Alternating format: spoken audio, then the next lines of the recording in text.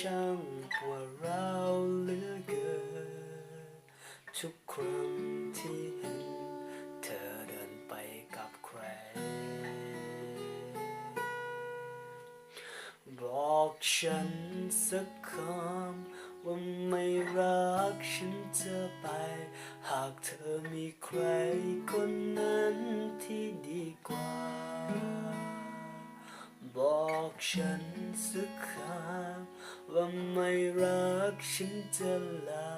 ไม่อยากเสียน้ำตา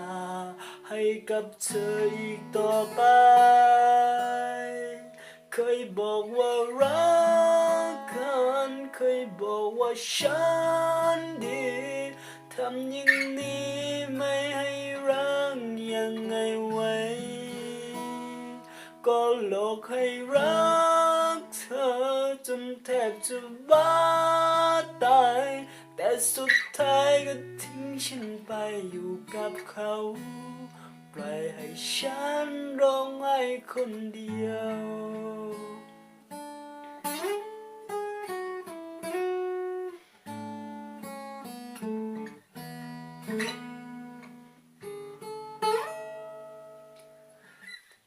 ทนทรมานอีกนานสักเท่าไร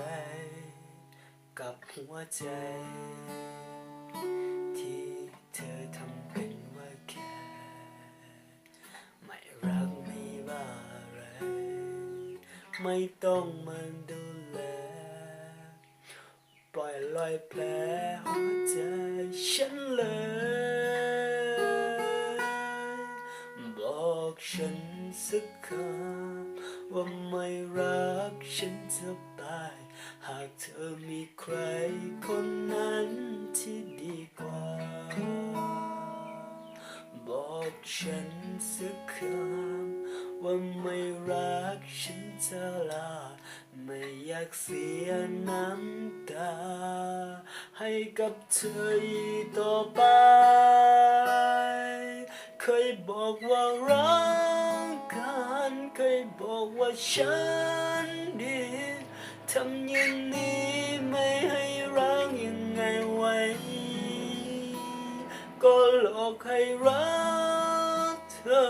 จนแทบจะบ้า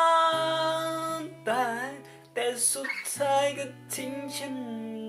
ไปอยู่กับเขาปล่อยให้ฉันร้องไห้คนเดียว